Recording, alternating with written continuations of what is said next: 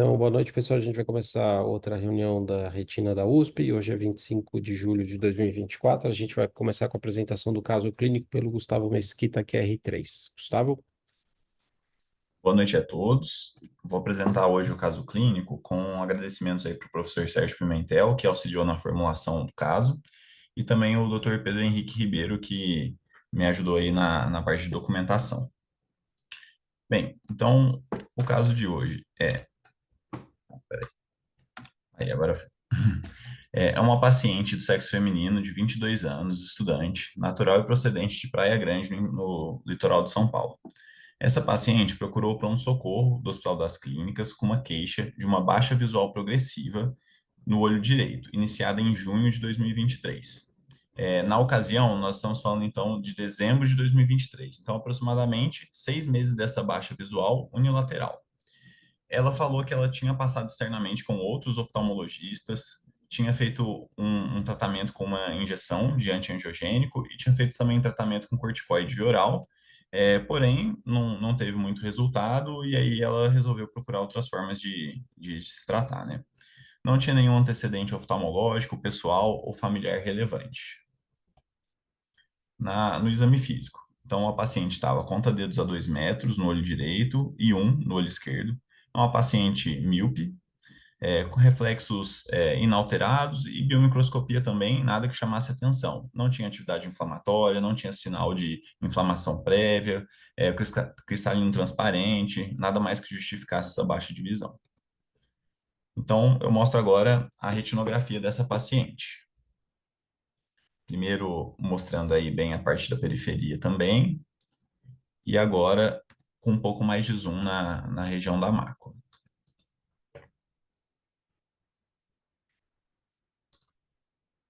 Essa aqui é a autoflur da paciente. E agora eu vou mostrar também o OCT dos dois olhos. Primeiro o do olho direito, que é o olho de interesse, no caso. Depois eu vou mostrar uma foto também desse corte.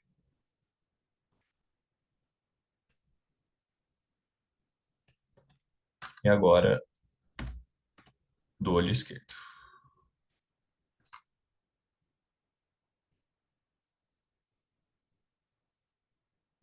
Nada digno de nota. Então, nesse momento, eu gostaria de abrir para a discussão de hipóteses. Ótimo. Então, olha, uma paciente que tem nessa data 6 meses de baixa de visão unilateral, ela tem 22 anos, mulher, míope, tinha feito já um antiangiogênico e tinha usado corticoide oral, estava com conta-dedos de visão nesse olho. A gente viu as alterações aí, essa alteração de hiperfluorescência na autofluorescência, essa lesão no OCT, e no fundo de olho não tinha muita alteração nessa retinografia, né?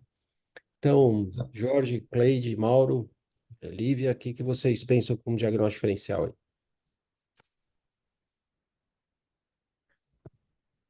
Bom, acho que, como é uma mulher jovem, míope, e com uma membrana neovascular, a gente não pode deixar de pensar num quadro de PIC, que é uma inflamação macular, né? Pode não ser macular, mas associada a uma ausência de inflamação intraocular.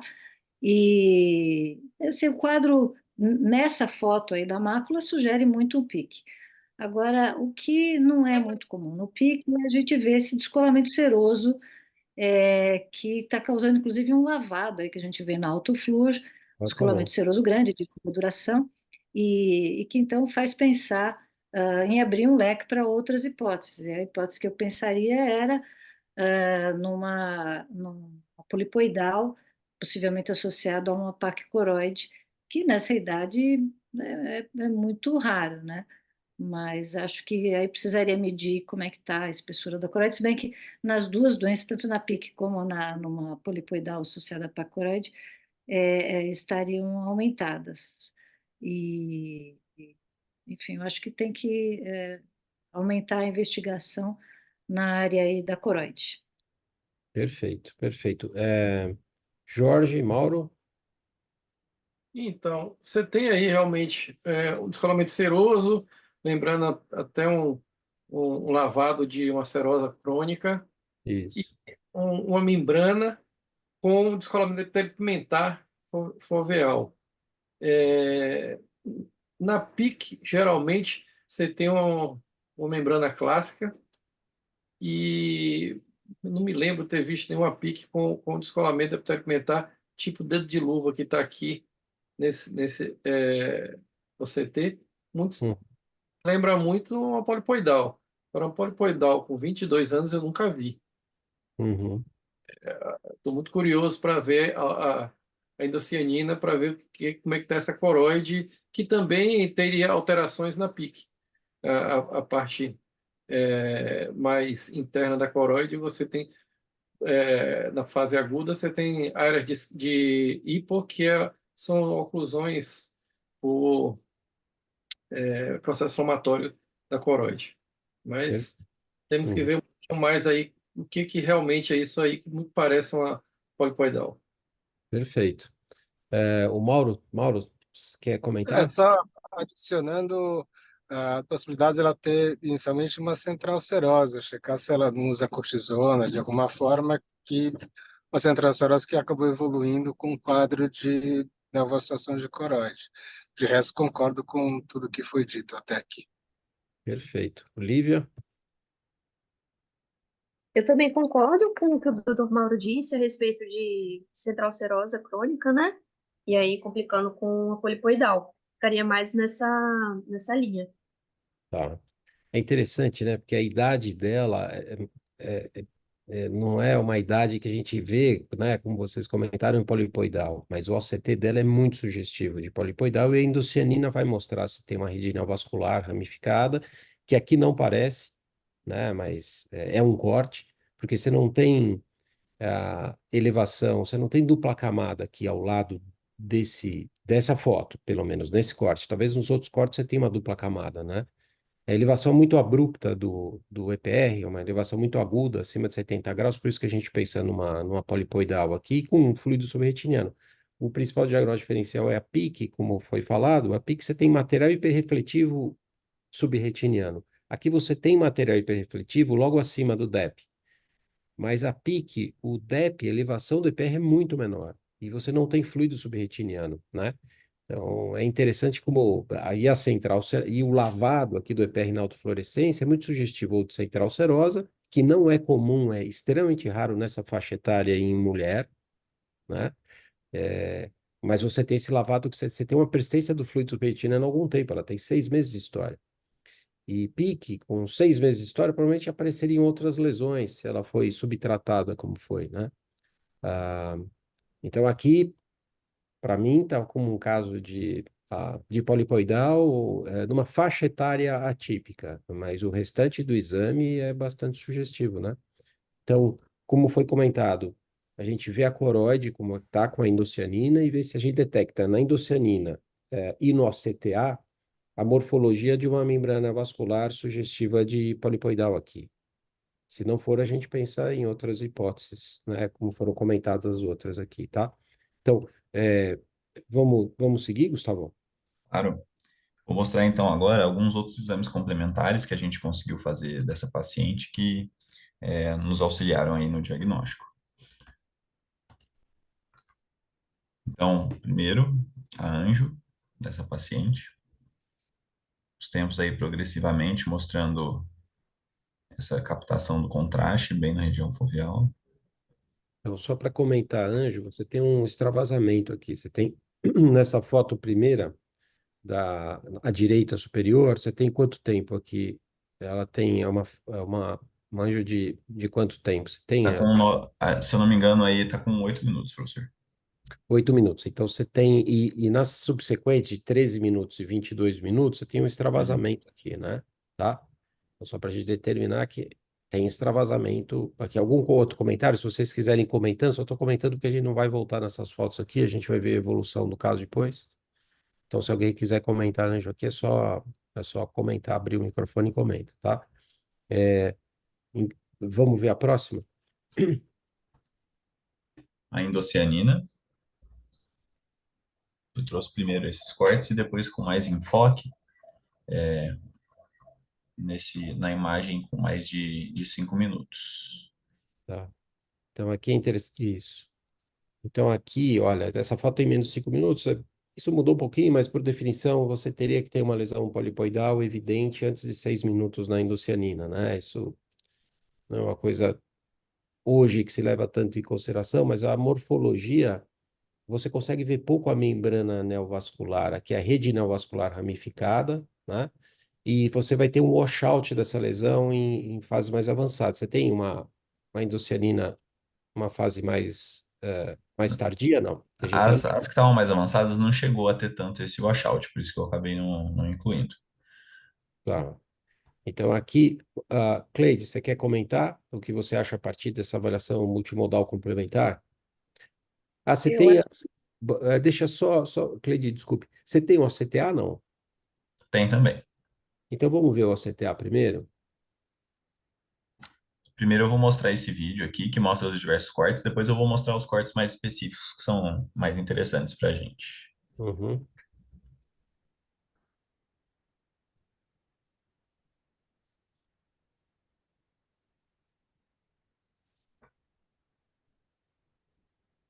Então, em cima você está vendo o anface, né? Isso. E aí, agora você vai fazer o foco indo da retina mais superficial para a coroide, né? Que você está vendo já lá no fundo da coroide, já está vendo a Haller, né? Agora, isso.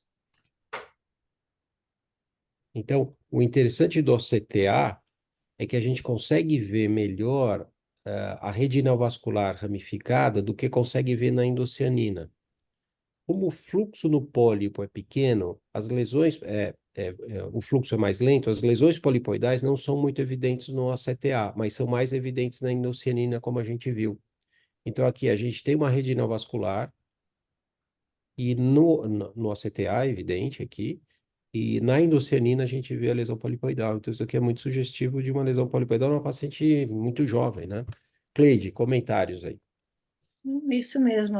Parece até que sugere até o anel nesse DEP que a gente vê na imagem de baixo, né, no CTB, no Uhum, B-scan, quase que dá para ver um anel que corresponde exatamente aonde tem ali a rede neovascular. E uhum. na endocianina parece que são, não sei se é um pólipo muito grande ou se são dois, São alguns, mas né? é, Pequenos. parece que são vários juntos, dois ou Uhum. três, mas é isso, são vários ali. E com É. esse halo hiporrefletivo, é bem sugestivo mesmo, compatível, né, com uma lesão polipoidal. Isso, isso. Jorge, Mauro, Lívia, comentários adicionais aqui? Não? Vocês concordam com essa interpretação dos exames? Pô, não mudaria nada, não. Mauro? E ela tem alguma história pregressa de uso de corticoide ou algum fator predisponente para ter uma pacoroide, eventualmente uma central serosa e depois ter evoluído para uma polipoidal? Acho que Não, não, não professora, falou. ela só fez uso de corticoide já fazendo tratamento da doença. Ela É. fez um uso de 60 miligramas de prednisona por um período aí de 7 a 10 dias, mas antes disso não tinha nenhuma história de uso de corticoide. Só para tentar explicar o que fizeram, porque eu não concordo com isso, mas eu acho que pensaram numa PIC, numa membrana Sim. vascular, PIC para paciente ser jovem, ser míope, né? Mulher. Então pensaram numa PIC e falaram, olha, antigamente, antes dos antiangiogênicos, a gente usava corticoide, até intravítero subtenoniano para tratar essas membranas inflamatórias, membranas neovasculares A inflamatória inflamatórias. responde muito bem a corticoide oral e Uhum, de tamanho, elas regridem.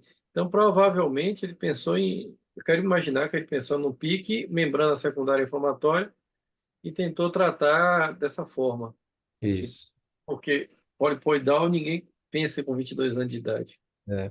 Sabe o que eu acho que talvez, porque a gente está vendo isso aqui 6 meses depois do quadro ter iniciado. Então, talvez no início o DEP fosse menor, talvez não tivesse tanto fluido subretiniano, então pudesse confundir mais com PIC. Aqui eu acho que fica muito evidente, é difícil de você pensar, talvez, numa PIC, a não ser pelo dado demográfico dela, né?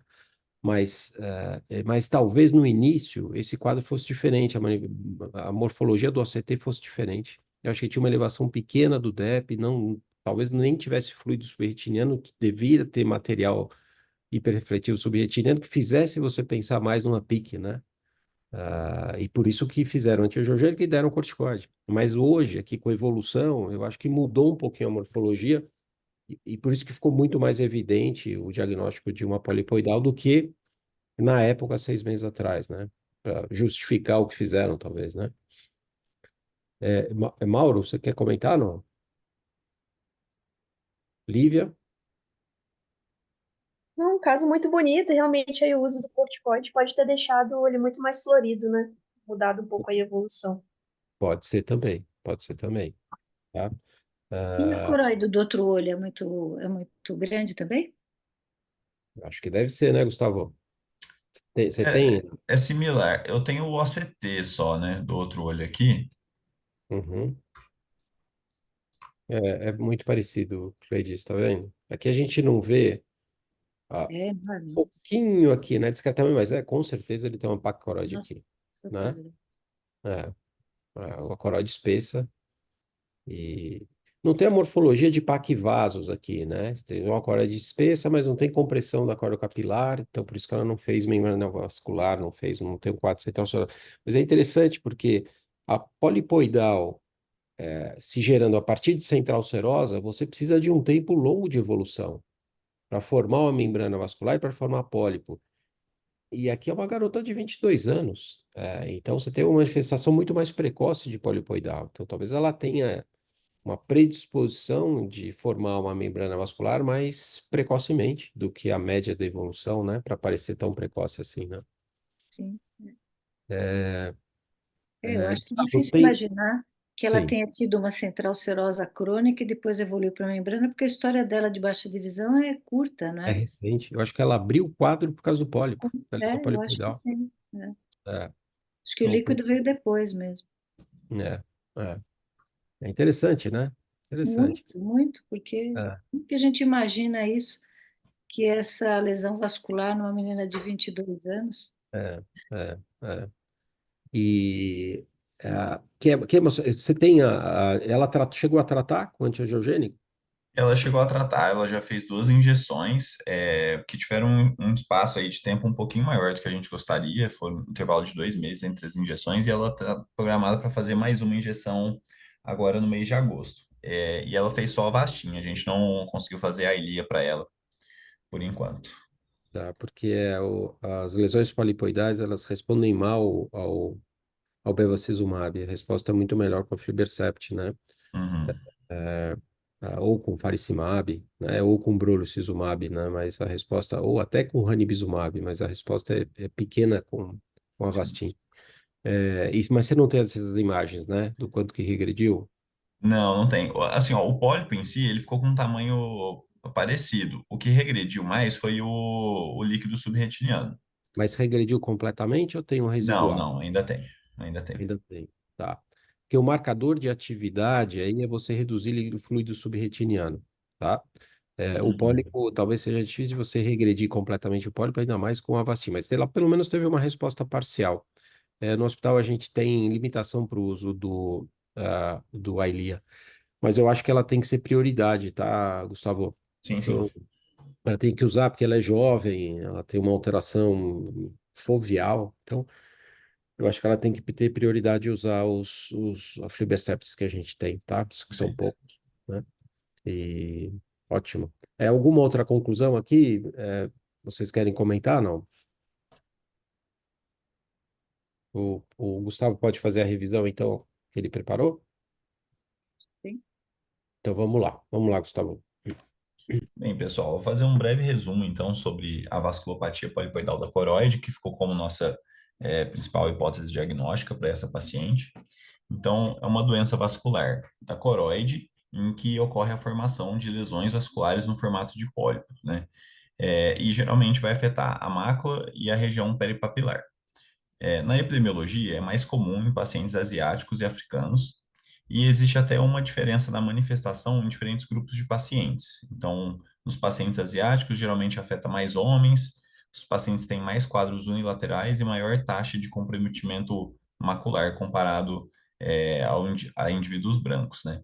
E geralmente é uma doença que vai acontecer em pacientes entre 50 e 65 anos. Então, realmente é muito incomum a gente ver uma paciente jovem igual a nossa com um quadro desse tipo. Então, na clínica, né, nós temos uma lesão vascular exudativa que acaba propiciando descolamentos serosos e hemorrágicos recorrentes e hemorragias subretinianas ou abaixo ainda do EPR. Então, nós temos duas imagens aí, um corte de ACT e uma anjo. E na propedêutica, né, são bem os exames que a gente trouxe hoje mesmo. A endocianina e o OCTA são essenciais, né, para o diagnóstico, e a angiografia com fluoresceína também auxilia. E essas imagens são as da nossa paciente mesmo. Quanto ao tratamento, né, existem duas modalidades, que é a terapia com anti-VEGF, que faz principalmente a regressão do líquido subretiniano, e também nós temos a terapia fotodinâmica, que tem um efeito mais de gerar a regressão desses vasos anômalos. E também, né, a questão de fazer a terapia combinada, usando essas duas modalidades quando elas estão disponíveis. E aí, essa imagem é do artigo que a gente utilizou para fazer a revisão, mostrando a progressão do fundo de olho e do ACT de um paciente após injeções aí do anti-VEGF. E é isso. Ótimo. Então, Gustavo, é um caso bem interessante, bem atípico de apresentação de uma paciente míope, né, e jovem, né? Mas o diagnóstico a gente fez pela avaliação multimodal completa, né? De uma lesão polipoidal, bem interessante mesmo, tá? É Perfeito. isso. Parabéns, Gustavo. Obrigado. Excelente. E aí a gente vai continuar injetando a Eylea até a aflibercept, outra droga equivalente de maior potência do que o bevacizumab, para fazer uma regressão completa dessa exudação e ver o ganho de visão nessa paciente, certo? Perfeito, professor. Muito obrigado. Ótimo. Obrigado, Gustavo. Excelente, tá? Parabéns. Agora a gente vai para a imagem. O Matheus Rocha, do QR3, vai apresentar a imagem da semana. Matheus? Boa noite a todos, conseguem me escutar? Sim, tá para escutar bem. Maravilha. Então, muito prazer, eu sou o Matheus Rocha, Fellowship em Retina Cirúrgica, e hoje vou apresentar a imagem da semana. Gostaria de agradecer especialmente ao professor Sérgio pelo auxílio e orientação na condução dessa apresentação. Então, nós temos uma mulher de 39 anos que comparece para o exame de rotina, certo? Ela apresenta uma visão de 20/20 em ambos os olhos, sem alterações à biomicroscopia de ambos os olhos. Em ambos os olhos foi realizado um OCT extramacular e identificado esse padrão de alteração. Então, primeiramente, vamos abrir aqui para discussão apenas com esse OCT, um de cada olho, em áreas extramaculares, perdão. Muito bem. Então, a paciente de 39 anos, visão normal, mas com essa alteração na coroide bilateralmente.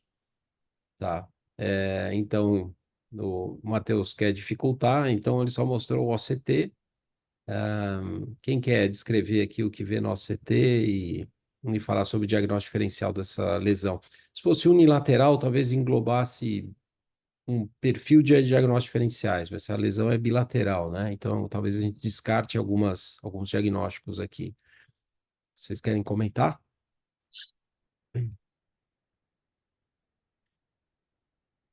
Cleide? Bom, ela tem um espessamento da coroide Certo. e nesse espessamento então tem uma elevação do EPR e Uhum. até um pequeno vazamento no topo, Aham.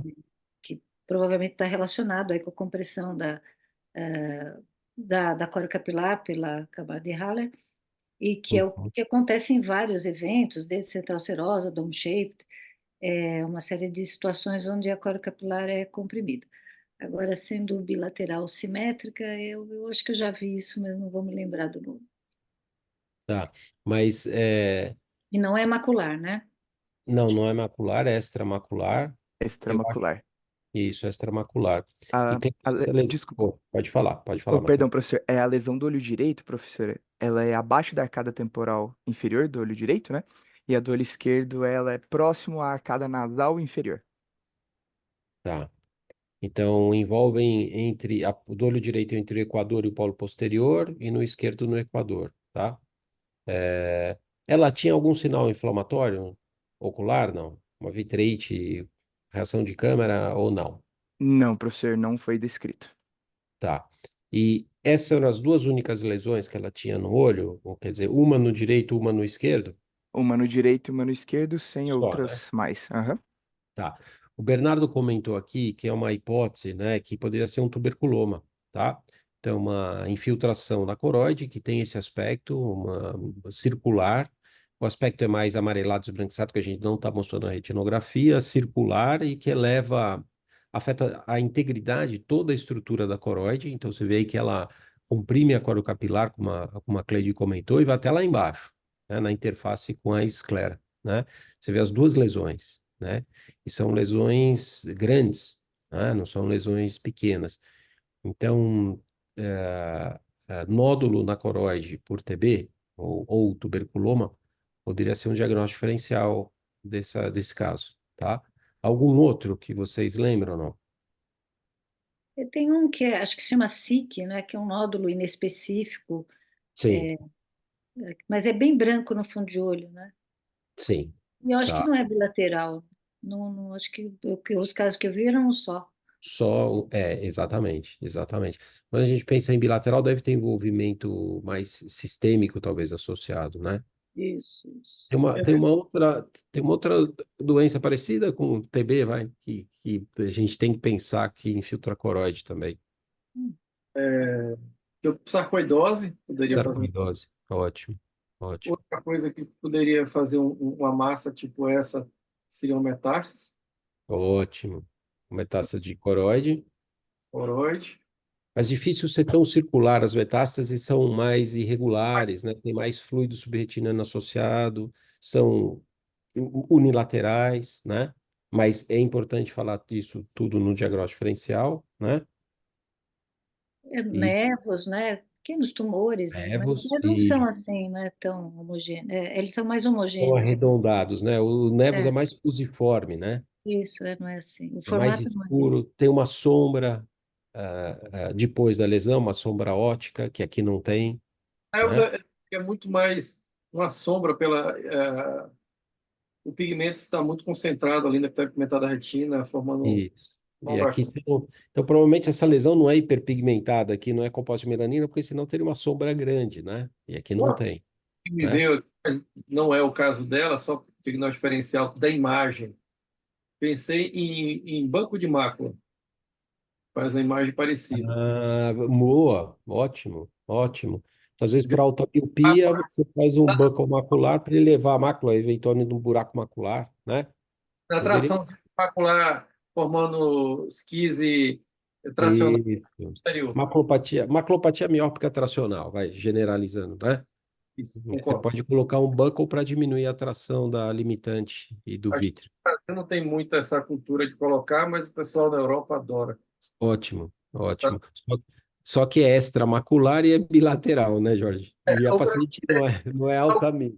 que me dá problemas, digamos, de raciocínio é o fato de ser bilateralidade. Sim, Então, mas bilateralidade lembra de algo sim. hereditário, congênito, certo? Alguma coisa que vem na constituição da pessoa, por isso que tem bilateral. Nada que venha com questão de doença. Se você tem um nódulo de tuberculose bilateral bonitinho assim, pô, pelo amor de Deus, é difícil demais. Hum.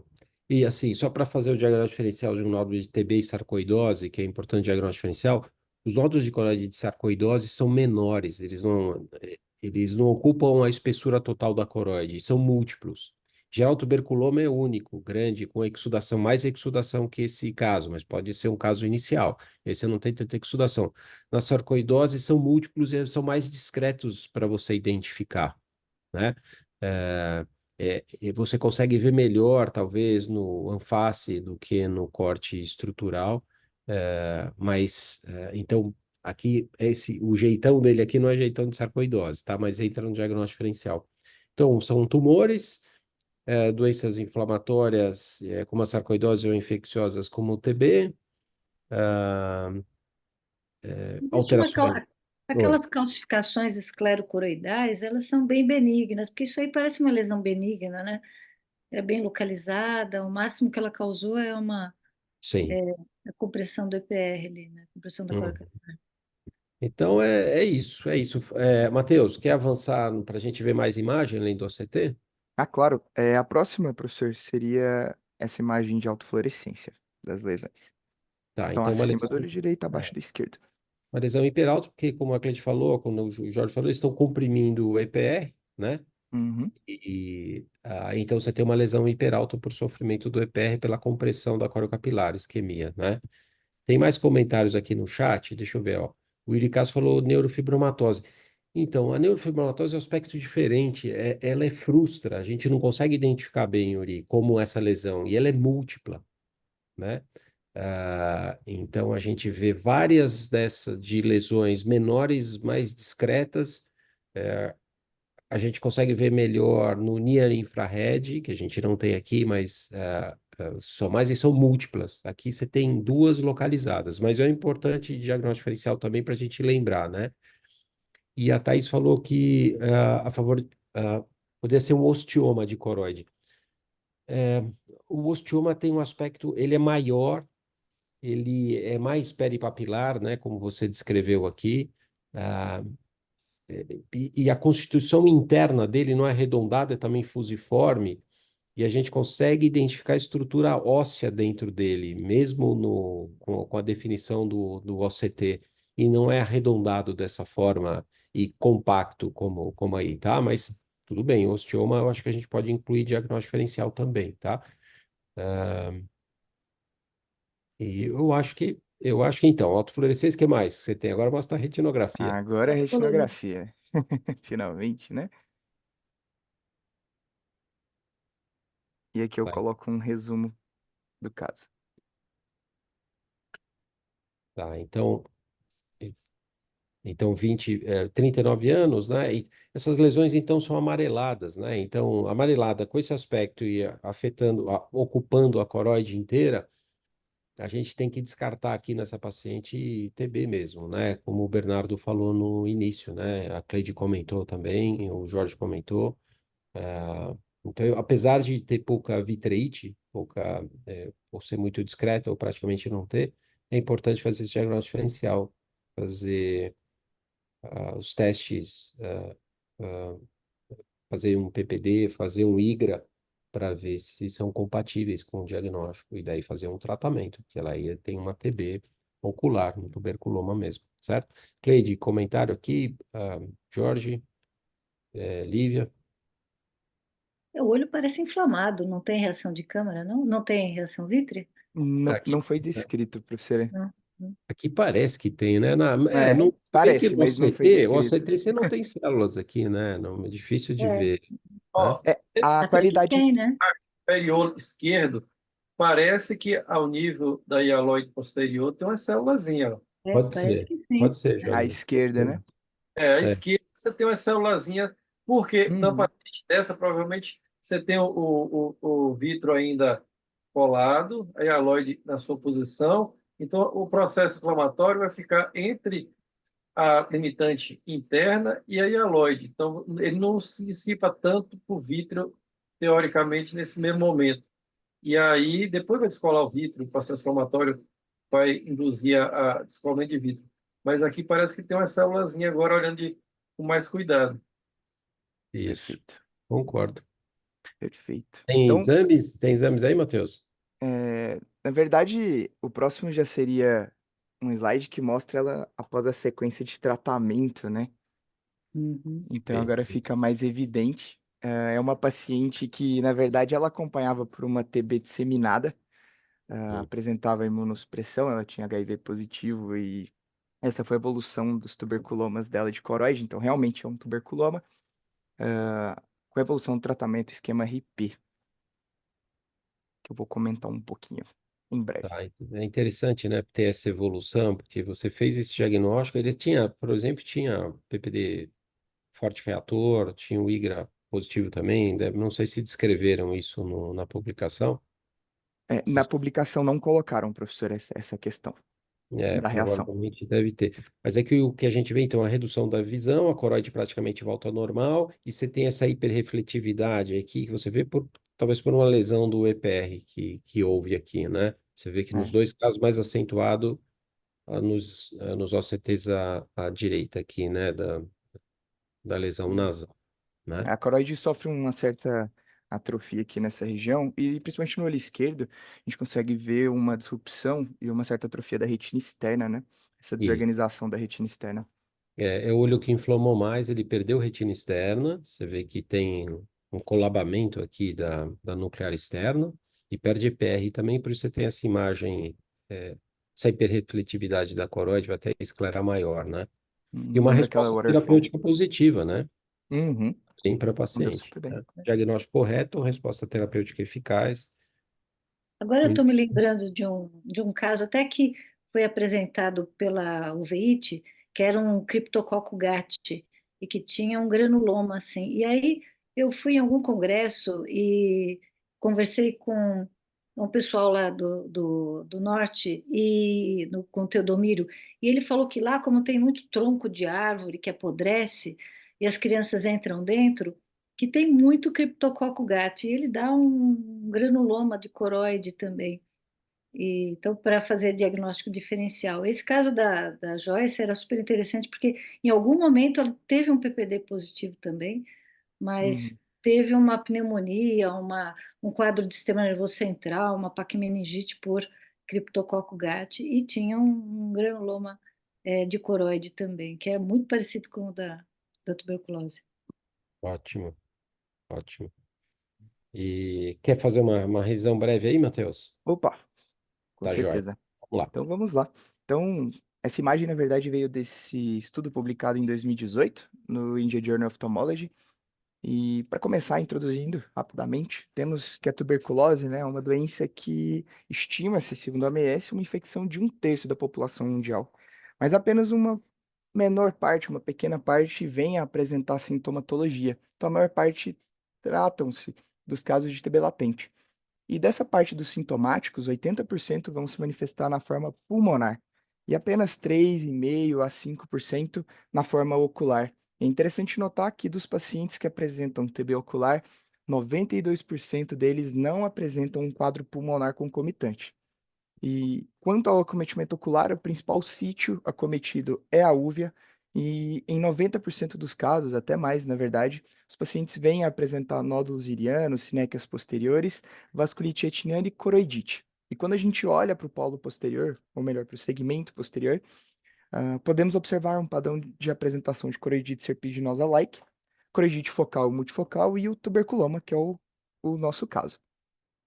Então, é muito importante nos casos de tuberculose ou de suspeita de tuberculose ocular, realizar uma anamnese completa, e os exames de imagem laboratoriais nos auxiliam muito. É difícil realizar esse diagnóstico de tuberculose ocular nesses casos.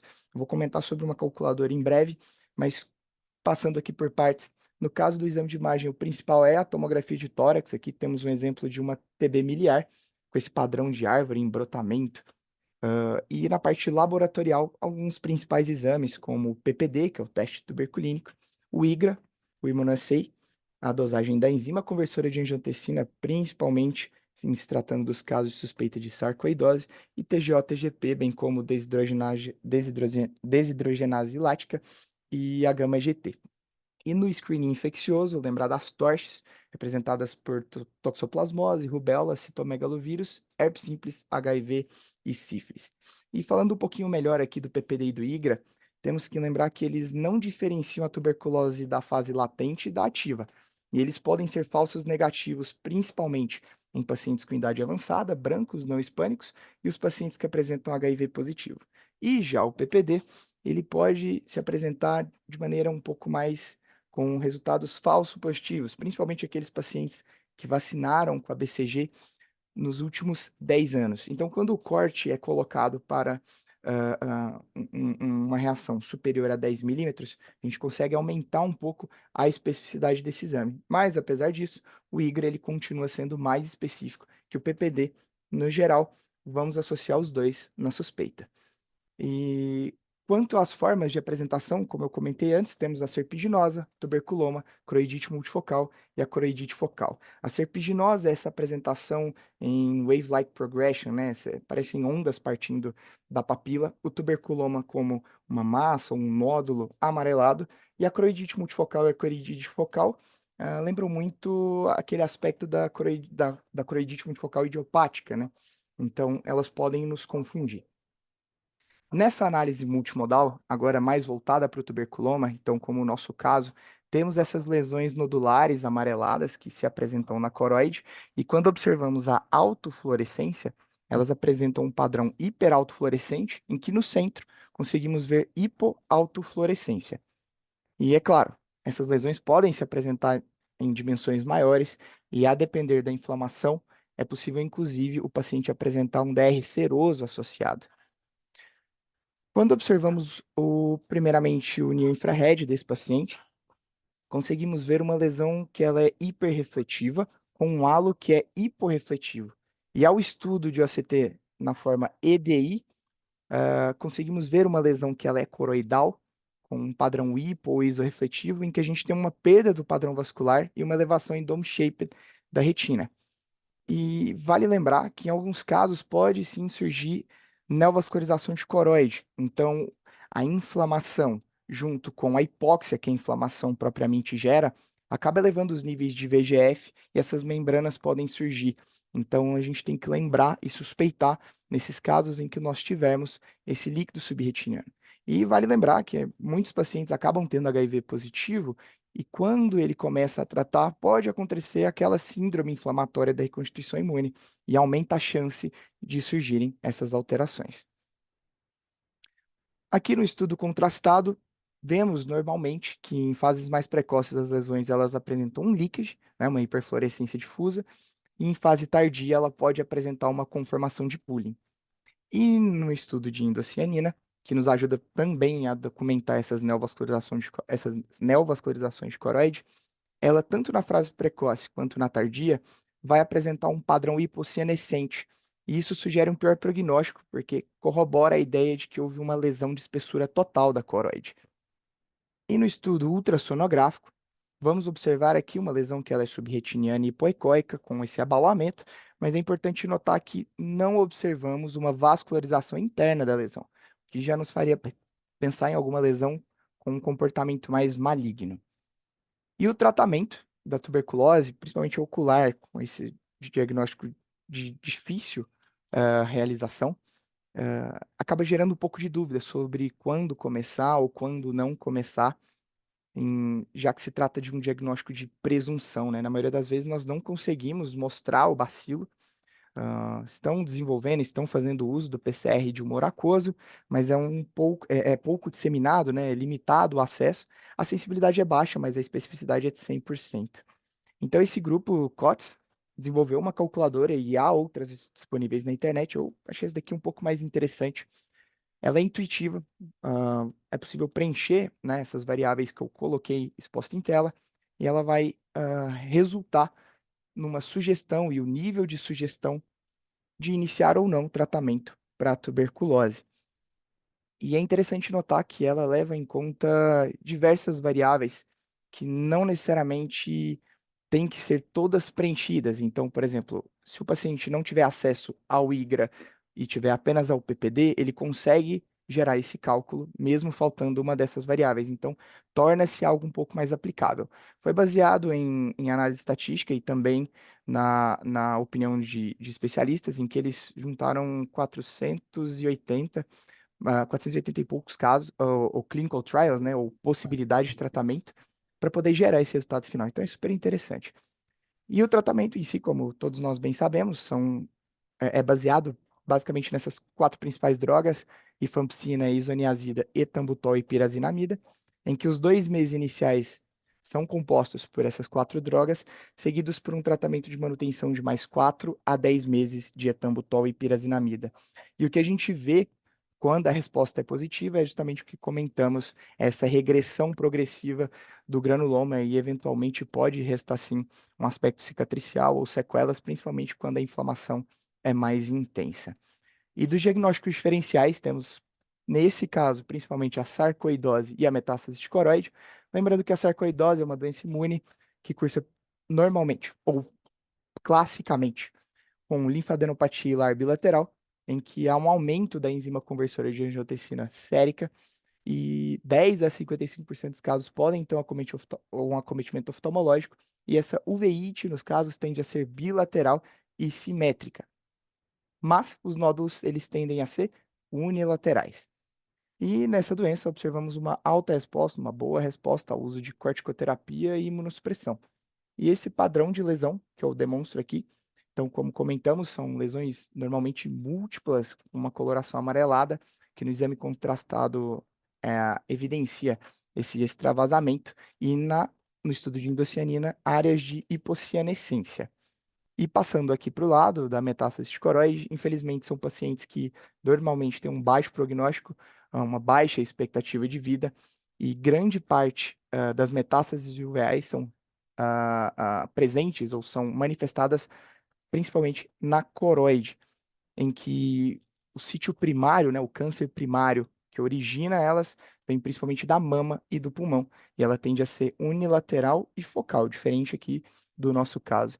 Normalmente esses pacientes são tratados, quando indicado, com radioterapia, quimioterapia e uso de anti-VEGF intravítrio, por esse DR seroso que pode originar. Então, no CT, como nós conseguimos ver aqui, nós temos uma lesão que ela torna a coroide ondulada, né? Aquele aspecto de lumpy bumpy. E conseguimos ver líquido subretiniano em uma quantidade considerável. E se a gente olhar bem atentamente, há uma certa, há certos pontos hiperrefletivos subretinianos que nós chamamos de speckles, né? Na verdade, eles vêm do segmento externo dos fotoreceptores e acabam originando essa imagem. E na endocianina, logo ao lado, uma área também de hipocianescência, em ultrassom, que mostra uma lesão subretiniana, que se apresenta com iso e até hiperecogenicidade. Então, conseguimos concluir aqui que é sempre importante elencar os diagnósticos diferenciais. O diagnóstico não é fácil, a suspeição tem que ser elencada, e invariavelmente nós vamos depender bastante de uma história clínica, uma anamnese bem feita, associada a exames laboratoriais e de imagem. Então, gostaria de agradecer a todos pela atenção. Excelente, Matheus. Parabéns pela apresentação, pela revisão. Excelente. Parabéns. Muito bom. A gente continua aqui com o artigo. O artigo é interessante porque uma vez por ano a gente fala de risco genético para degeneração macular relacionada à idade, para forma avançada. Então, a gente sabe que degeneração macular afeta grupos de pessoas, então existem vários genes que aumentam o risco, né? E esse artigo, ele cria um score de risco poligênico. São vários genes que são identificados como risco, você vê se o paciente tem um desses genes ou alguns deles, e correlaciona comparando com um grupo em que não tem essa genética, em relação ao avanço para DMRI avançada, seja atrofia geográfica ou seja DMRI exudativo, né? E esse estudo se baseou nas retinografias. Então, você classificava a retinografia, uma DMRI leve, intermediária, e daí via evolução para DMRI avançada, né? Então, o Henrique Bosso, que é R1, vai descrever melhor esse artigo, que é complexo, e provavelmente vão sair outras publicações a partir desses dados, né? Então, Henrique. Obrigado, professor, pela introdução. Boa noite a todos. Prazer, meu nome é Henrique Bosso, sou R1 aqui do serviço, como o professor comentou. Eu gostaria primeiro de agradecer ao professor Sérgio Pimentel e ao professor Daniel Almotti pela escolha do artigo, assim como na elaboração da apresentação. O artigo, como o professor comentou da semana, aborda o desempenho de um score de risco poligênico atualizado para degeneração macular relacionada à idade. O artigo foi publicado em janeiro deste ano na American Academy of Ophthalmology por um grupo australiano localizado em Melbourne. O artigo teve como principal objetivo avaliar o desempenho de um score de risco poligênico atualizado, chamado de PRS 2023, para a DMRI em uma corte independente de indivíduos com dados de retinografia. Além disso, o estudo também comparou o desempenho deste score atualizado com um score anterior, publicado em 2016, visando determinar se o score atualizado poderia fornecer uma melhor predição de risco e estratificação da DMRI, principalmente para os estágios mais avançados da doença. O desenho do artigo foi transversal, contou com indivíduos de antecedência europeia com 70 anos ou mais. O DNA dos participantes foi purificado de amostra de sangue e genotipado para mais de 800 mil variantes genéticas, usando o Axiom 2.0, e o diagnóstico e classificação da DMRI foi feita a partir da retinografia em cores realizada na inscrição do estudo. Bem, o estudo contou com 4.175 participantes, dos quais 62,4% não apresentavam DMRI, 20,4% possuíam doença em estágio inicial, 16,1% em estágio intermediário e apenas 1,1% em estágio avançado da doença. Sobre os PRS, eles são scores de riscos poligênicos desenvolvidos para prever o risco de desenvolvimento da DMRI, com base em variantes genéticas identificadas em estudos de associação genômica ampla. O score ele é calculado, então, somando os aléolos de riscos individuais ponderados pelo tamanho do efeito dessas variantes. O PRS 2016 incluiu 52 variantes, enquanto o PRS 2023 incluiu 72 variantes genéticas. Aqui na imagem, a gente pode verificar que dentre as 52 variantes de 2016 e das 72 variantes da 2023, apenas 13 variantes em comum, que foram essas que eu coloquei ao lado.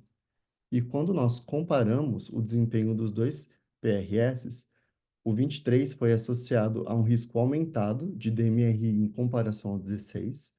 O 23 mostrou uma associação mais forte com todos os estágios da DMRI, sendo que o odds ratio ajustado para o de 2023 foi de 1,2 para a DMRI inicial, 1,57 para a DMRI intermediária e 5,05, né, bem maior para a DMRI avançada. E além, o 2023 também apresentou melhores odds ratios ao discriminar a diferença entre estágios de severidade da doença. E também o 23 explicou mais variância na susceptibilidade à doença em comparação com o 16 em todos os cenários estudados pelo artigo. O próprio artigo, ele lista para a gente 4 limitações do estudo, que foram a dependência da retinografia de olho colorido para diagnóstico e classificação da doença, a inclusão de apenas participantes de ascendência europeia, a não inclusão de outros fatores protetores e de riscos para a DMRI, como dieta e atividade física, e a falta de consenso sobre onde definir essas limitações, né, esses limites na prática clínica.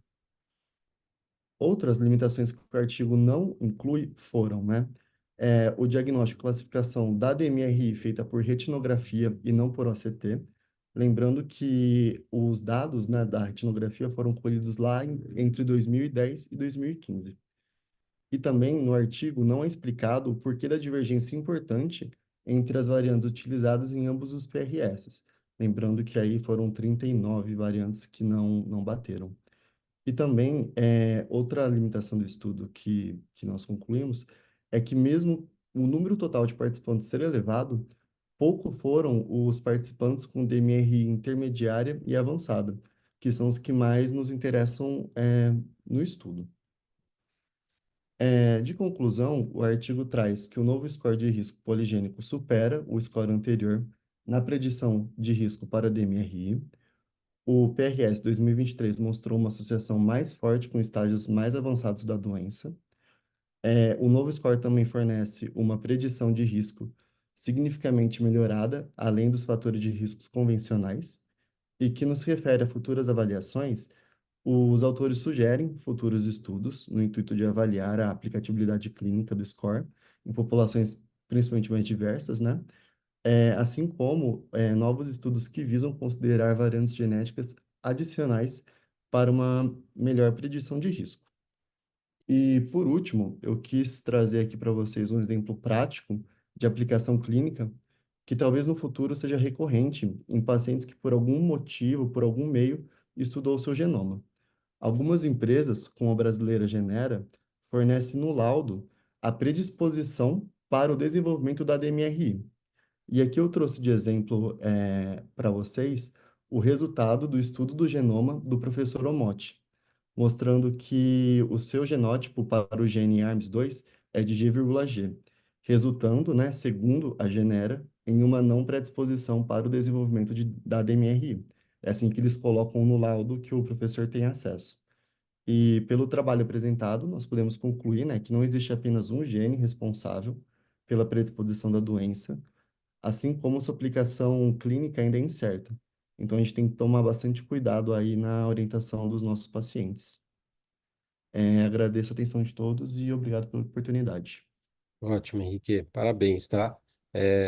O que a gente vai ver cada vez mais é pacientes com esses testes genéticos virem ao consultório e perguntarem para a gente qual que é o risco deles, como mostrou com o ARMS2 do Omote, por exemplo, em pacientes ah, que têm uma susceptibilidade maior. E se a gente precisa fazer alguma coisa, ou se a gente pode fazer alguma coisa para fazer essa prevenção, que é difícil, a gente não consegue bloquear a expressão genética, né? A gente consegue orientar o paciente a ter a, a evitar aqueles fatores, evitar a obesidade, ter atividade física, ter uma dieta adequada, controlar triglicéridos de colesterol, não fumar, que são os controles que a gente tem normalmente, eventualmente tomar vitaminas, mas desde que ele tenha estágio 3 e 4, né, do AREDS. Então, é difícil o paciente vir ao consultório com um teste genético, com uma variante, mesmo com aumento de risco, e a gente poder propor para o paciente alguma forma alternativa de tratamento. Mas o que o artigo mostra é que existem vários genes implicados na patologia, e que aumentam o risco desses pacientes para formas de perda visual, formas avançadas de DMRI. Ô, Motti, quais são as tuas observações sobre essa publicação? Ó, eu não sou professor, não, Henrique. Eu sou só o fellow aqui. Mas quanto a essa ferramenta que eles estão utilizando hoje para DMRI, é uma ferramenta que eles estão utilizando para muitas outras doenças. Essa ferramenta chama GWAS e eles estão utilizando para várias doenças que são poligênicas, como hipertensão, DMRI, glaucoma. O que eles fazem? Eles fazem análise genética de muita gente, precisa de um banco de dados muito grande para ter poder estatístico. Nesse banco de dados, eles estratificam os pacientes com pacientes portadores ou não da doença, e lá eles vão verificar para ver se tem quais os pacientes com a doença têm uma variante aumentada. Precisa de um poder estatístico muito grande, então é tudo em notação científica, e dessa maneira eles conseguem determinar quais são as variantes mais prevalentes nessa população. E aí eles conseguem construir um score. Eles sabem que cada variante contribui um pouquinho para a doença. Aí eles fazem esse score para tentar aumentar a significância disso. Aí na DMRI eles usaram esse PRS e quem analisa isso é um algoritmo. Então, esse novo PRS de 2023 ele é muito melhor que o antigo. E por que isso é interessante? Porque nesses estudos eles determinam onde estão as mutações pontuais. Então, dependendo do gene que está essa mutação pontual, talvez seja um gene que está relacionado à doença.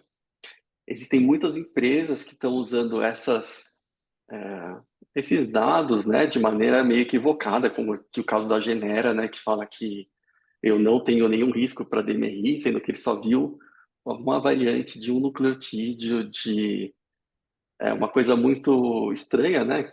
Já tem uma Anvisa nisso, porque esses testes estão cada vez mais prevalentes, os pacientes vêm e perguntam qual que é a probabilidade deles terem. Por exemplo, nesse paper, uma coisa que até me estranhou, né? Falei com o professor Pimentel, o paciente que tem o PRS no score, no quartil 4, né, um score alto, um quartil de alto risco, ele tem 59 vezes mais chance de ter DMRI avançada do que um paciente que não tem esse score alto.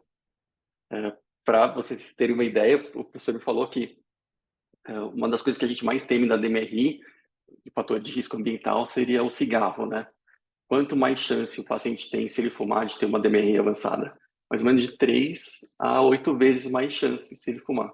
Já se ele tiver esses genes que são ruins, ele tem 59 vezes mais chance. Então, talvez isso tenha uma implicação muito importante para a gente predizer quais pacientes vão ter essa doença mais grave, quais pacientes vão ter essas doenças. E isso não se aplica só à DMRI, aplica para qualquer outra doença. Então, as hipóteses são muitas, é uma coisa meio que inesgotável. Então, a gente vai ver cada vez mais estudos utilizando o GWAS e o PRS. Perfeito, Mati. Excelente complemento, né? Tá? Então, cuidado com quando você, como o Mati falou, quando você avalia uma variante só, você tem uma série de variantes, você pode não ter uma e ter outras e seu risco ser aumentado, né? Mas isso a gente vai aprendendo cada vez mais. Então, eu acho que a gente trouxe esse artigo para isso ser pensado e discutido, e a gente vai ver cada vez mais isso como a gente vai ser arguído disso pelos pacientes, né? Então, Henrique, parabéns pela apresentação. Ô, Motti, super obrigado pelo comentário, tá? Ótimo. Agora a gente. Então, Oi, pois não. Oi, Jorge, pode falar. falando aí a super verdade, e que a gente tem que começar a tentar cada dia mais aprender sobre isso. Claro, a DMRI é uma doença multifatorial que tem influência ambiental, mas a influência genética é real. A gente não tem ainda, como foi mostrado aí, um teste genético que realmente tenha um peso preditivo que a gente possa afirmar para o paciente sobre o risco, e também a gente não tem uma forma, além dos antioxidantes, de prevenção. Então, a gente não tem muito o que fazer, mas que isso tende a um aumento pela intensidade de pesquisa com genética. Acredito que em alguns anos a gente vai começar a ter maior peso e a gente vai começar a ter como determinar que geneticamente a pessoa tem predisposição e que podemos fazer alguma coisa. Então, são coisas que a gente tem que ficar sempre, da agora em diante, bem ativo e não menosprezar, porque isso vai ter um peso na clínica futura muito grande. Perfeito, perfeito. Concordo totalmente, Jorge. Ótimo. Então vamos mudar agora de página. A gente vai para o caso cirúrgico. O caso cirúrgico vai ser apresentado pelo Bernardo Kesterman, que foi preceptor ano passado, agora continua com fellow de retina cirúrgica o segundo ano. Bernardo, Boa noite, professor. Dá para me ouvir bem? dá para ouvir bem. Tá bom. O Matheus está me devendo um jantar, né, professor? Da imagem da semana, né? Depois vou cobrar Sim, ele. sim, pode cobrar, que tá aqui registrado, tá? Tá bom. Aí me complica, hein, Bernardo? Bom, boa noite a todos. Eu sou o Bernardo, fui preceptor ano passado, fellow esse ano, continuo como fellow. Vou apresentar o caso cirúrgico dessa semana. Então, o caso cirúrgico trata de um homem de 55 anos, ele tem um diabetes, a princípio um diabetes tipo 2, com um diagnóstico há 12 anos. Ele tinha um antecedente oftalmológico já com um diagnóstico de uma retinopatia diabética proliferativa, tratado com panfoto do olho direito.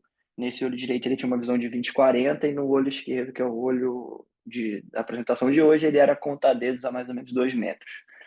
Então eu trago aqui a retinografia, não ficou muito clara a retinografia, então eu trouxe aqui também uma imagem do intraoperatório para tentar comparar aqui e tentar entender melhor como que era o quadro. Então ele tinha essa proliferação nas arcadas, bem importante aí, circular, né? Deixando só a fóvea mais livre, mas no ACT a gente via que já tinha essa tração com um descolamento de retina tracional mesmo, tá?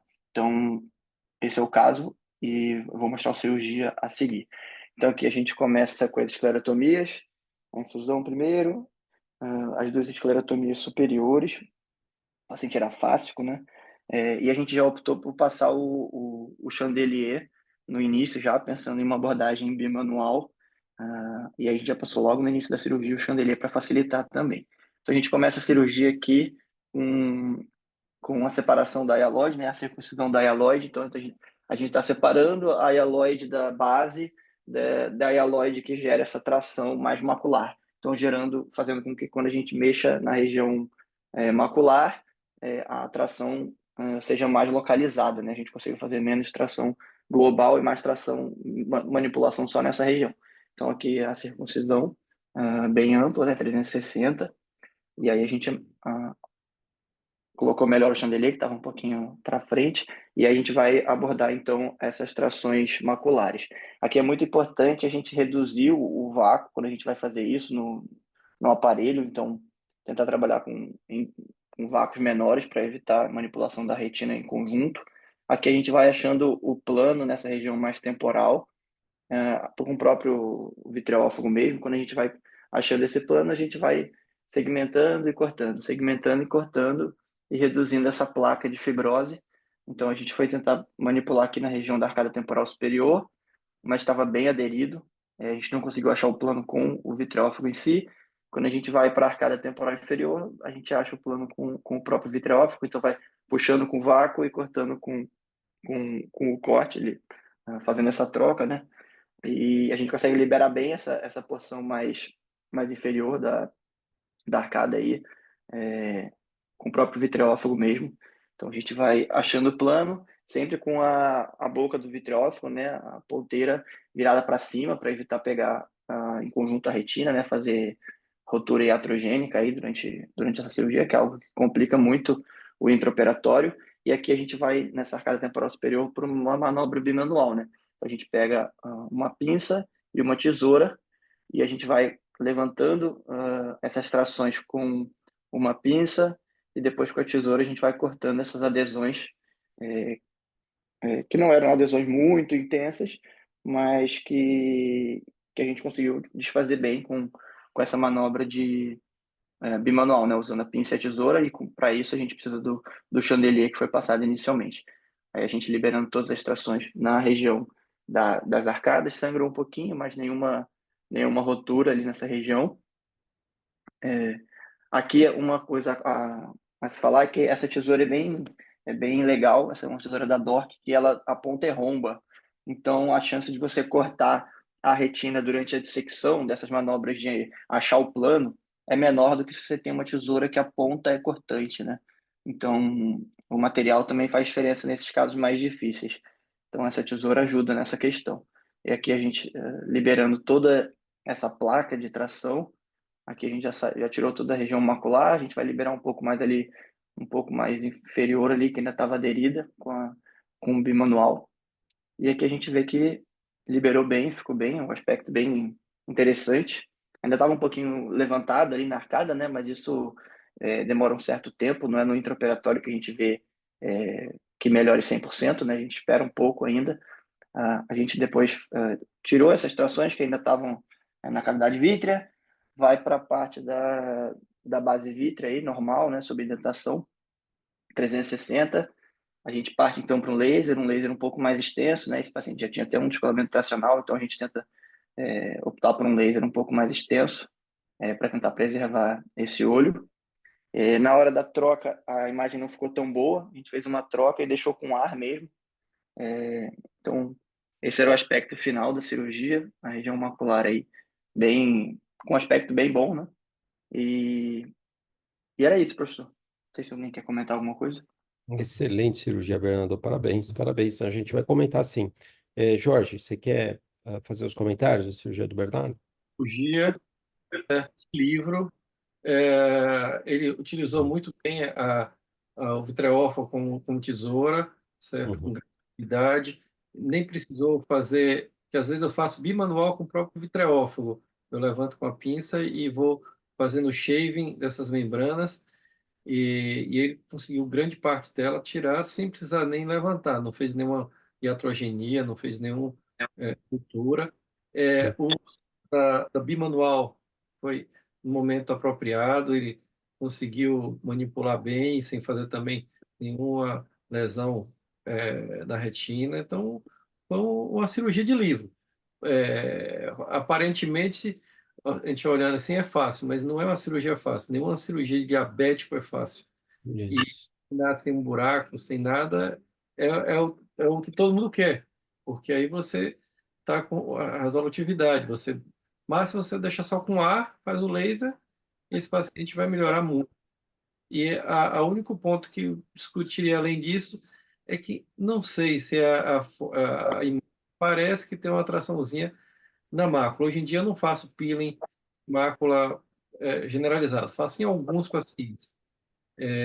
O peeling pode também levar à atrofia da mácula, mas só faço quando eu acho que está tendo tração, que existe um engruviamento ali na mácula, então eu faria um peeling da mácula. Mas isso é difícil pelo vídeo eu ter certeza. Na Uhum. visão do microscópio é muito melhor, então a decisão intracirúrgica é muito mais importante do que a minha aqui, que eu estou vendo só um vídeo. Perfeito, Jorge, concordo, concordo. Sobre esse ponto, Bernardo, você não tem um ACT pós, né? Para a gente ver a mácula, se... Eu não tenho, porque ficou com ar, professor, é recente e ainda está com um pouquinho de HV na região que não está com ar. Então aquele Tá, sangue residual ali está atrapalhando um pouco. Não consegui fazer o pós ainda. tá. E Sérgio, você posso achou comentar também, não? hoje, Leandro, eu não sabia que você estava aí. Pode, lógico. Bom, primeiro, eu queria parabenizar o Bernardo, tá, pela cirurgia de altíssimo nível que ele acabou de mostrar para a gente, tá? E- Eu fiquei muito feliz de ver que o Bernardo está nesse nível cirúrgico. É Uhum. uma cirurgia de uma pessoa que estudou, que viu muito vídeo, que sabe o que está fazendo dentro do olho, né? Uhum. Então, os passos foram perfeitos. Ele fez a circuncisão da hialoide, ele começou com técnica de segmentação, fez a segmentação das membranas, né, do jeito da melhor maneira que deu até o limite, e depois fez a delaminação lá com a dissecção bimanual. Eu achei que foi tudo perfeito. Além disso, além de ter uma técnica apurada, ele tinha um material adequado. Isso é muito importante. Para a gente tirar caso difícil, não é um passe de mágica. Você tem que ter técnica e tem que ter material. Essa tesoura que você usou é o Vale, né, Bernardo? Isso, é uma É, da DORC, professor. a Dor que o É. Vale, né? O Vale é essa que tem a pontinha mais Uhum. romba, tudo, e ela é mais comprida. É a melhor tesoura que a gente tem para fazer esse tipo. É uma tesoura cara, é um material caro de ter, mas assim, se você quer tirar casos difíceis, você tem que ter tudo adequado, tá? Então, estou te parabenizando, viu, Bernardo? Foi perfeito. A única coisa que no ACT, quando você mostrou, me pareceu ter uma certa hialoidosquise na região macular, e nesses momentos, eu achei que sua dissecção foi perfeita, mas o que eu tenderia a fazer, depois de tirar todas as membranas, é jogar um pouco de triancinolona e ver se não tem nenhuma membrana além daquela que você tirou, porque é frequente que às vezes tenham lamelas, e eventualmente corando com uma triancinolona, você consegue ver um pouquinho mais na região macular.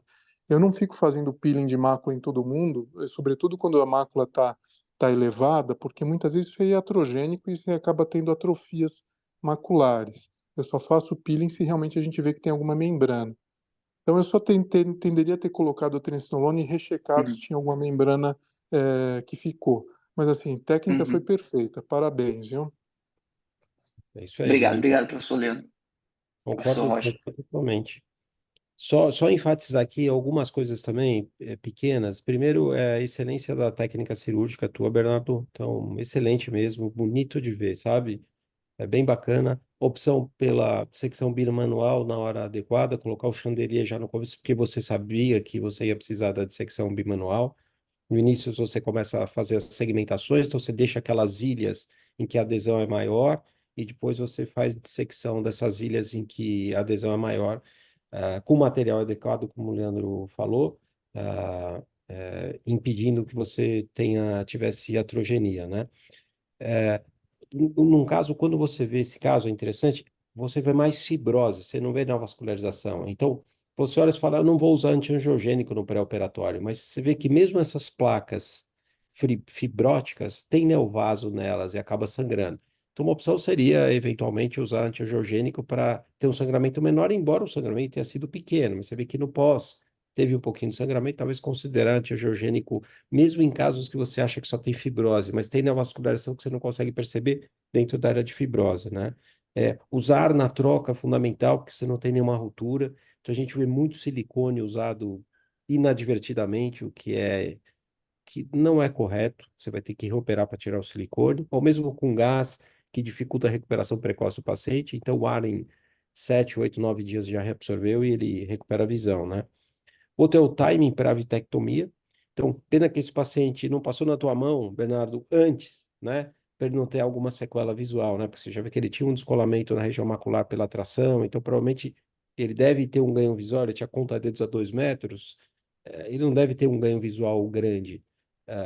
Mas se ele fosse operado precocemente dessa forma que você operou, provavelmente o ganho visual seria maior, né? E é difícil de a gente saber quando a gente precisa retirar a limitante interna da mácula, quando você tem pregueamento. Você vê que o Leandro comentou isso, o Jorge comentou isso também. É difícil. Uma forma de a gente saber no intraoperatório isso é você ter o OCT intraoperatório.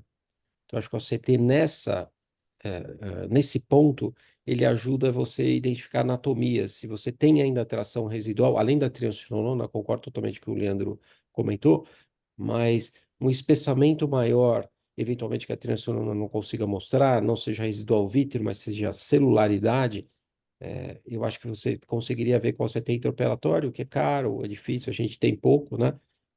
Mas é uma forma, talvez, de você identificar se você precisa fazer a remoção da limitante, que seria difícil, pode ser iatrogênica, como foi comentado, né?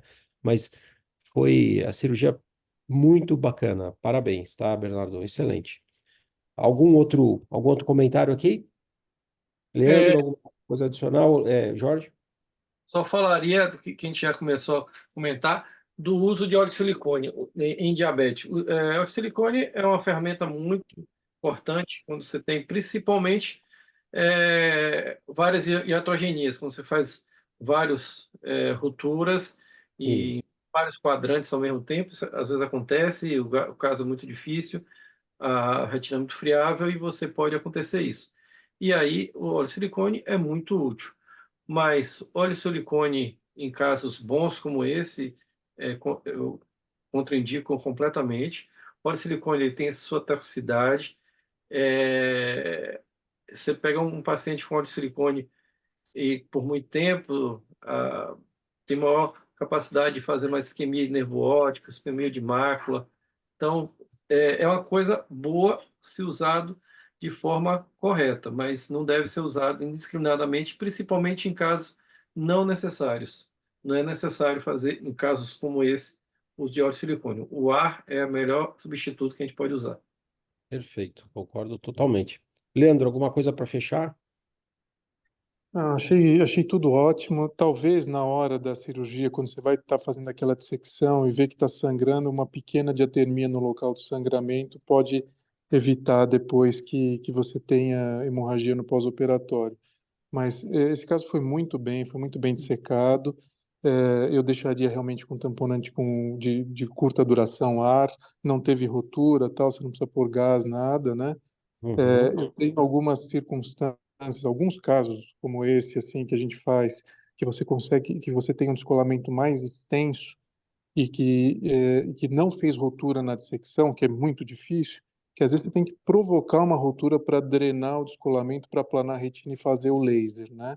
Nesse Aham. caso, o descolamento era mais restrito ao polo posterior e não houve essa necessidade, e o tamponamento com ar achei que foi excelente. Parabéns mais uma vez, excelente. Obrigado. Ótimo. Professor Leandro, só uma dúvida, cara. Faria endocautério mesmo próximo às arcadas, assim, com medo de Naquela, pegar algum vaso? naquela região que você dissecou, dá para fazer sim. Você só não vai fazer próximo à fóvea, mas na próxima arcada, se você consegue, por exemplo, aspirar o sangue e ver exatamente o ponto que está sangrando, você pode ir lá e cauterizar apenas aquele ponto, e geralmente isso não vai ter força para fechar uma arcada grande, se for um cautério moderado, né? Às vezes, o que eu até faço é diminuir a pressão de infusão para ver se está tendo algum sangramento em algum ponto, e aí você pega e cauteriza aquele ponto isoladamente. Isso evita que haja hemorragia, ou diminui a chance de haver hemorragia no pós-operatório. Todo mundo que opera diabético tem hemorragias vítreas no pós-operatório em alguns casos, e isso tende a ir limpando com o tempo, porque você fez o laser, o estímulo angiogênico antiangiogênico, né, do laser vai acontecendo aos poucos, né? Mas muitas vezes minimiza. Se você está trabalhando com uma certa pressão de infusão, você diminui essa pressão de infusão, vê onde está tendo pequeno sangramento, vai lá e cauteriza, e isso não costuma ter problema em termos de isquemia de polo posterior, não. Concordo, é isso. E outra dica que a gente ainda não falou aqui, mas é meio óbvia, sempre fazer a vitrectomia com uma pressão de perfusão baixa. Colocar 25, né? Não aumentar não fazer acima de 30, porque é uma retina bastante isquêmica. Você pode fechar mais vasos aí por um tempo longo. Você opera durante 1 hora, você pode ter uma isquemia grave na região macular ou até no nervo. Então, Isso, ou fazer. no nervo. Nervo pálido é bem comum, né? Tem Você aparelho falou que é aceitado para 40, né? E, De pressão. Eu realmente eu tendo a usar para 25. e É melhor você ter esse cuidado mesmo, né? Até o antiangiogênico ajuda isso, né? Diminui sangramento, você não tem que ficar aumentando pressão de infusão durante a cirurgia. É um ponto a favor do uso prévio do antiangiogênico. A ótimo. coisa terrível é você terminar uma cirurgia linda dessa e daqui a um mês ele começar a fazer neuropatia isquêmica e ficar sem visão, que é Certo. provocado pela pressão intraocular durante a cirurgia. Tem que E, trabalhar com pressão baixa.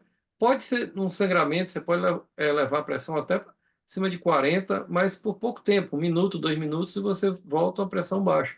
Se você tem uma emergência, mas caso diabético hoje é de 25 para baixo, 20, 25, para você conseguir não fazer neuropatia isquêmica e macular. Perfeito, perfeito. Concordamos em tudo e foi unânime aí a excelência da tua cirurgia, Bernardo. Parabéns, tá? Obrigado, professores. Ótimo. Então, ó, eu queria aproveitar e agradecer todo mundo, todos que participaram aqui, o Leandro Cabral, a Jorge Rocha, Daniel Motti, o Mauro Goldbaum, a Lívia Conce e a Cleide Machado, os apresentadores, o Bernardo Kestelman, que apresentou esse linda caso cirúrgico, o Henrique Bosso, que apresentou o artigo, o Matheus Rocha, que apresentou a imagem, e o Gustavo Mesquita, que apresentou o caso clínico, tá? E agradecer a todos que participaram aqui, as perguntas dos chats, todos que fizeram, muito legal, o próprio Bernardo, o Yuri Castro, a Thais Câmara, e o Gilberto Pereira, tá? Então, um abraço para todos e a gente se vê na próxima quinta-feira, tá? Tudo de bom para vocês. Um abraço. Tchau, tchau, Leandro. Tchau, Jorge. Até a semana que Obrigado. vem. Abraço. Tchau, tchau, Bernardo. Abraço.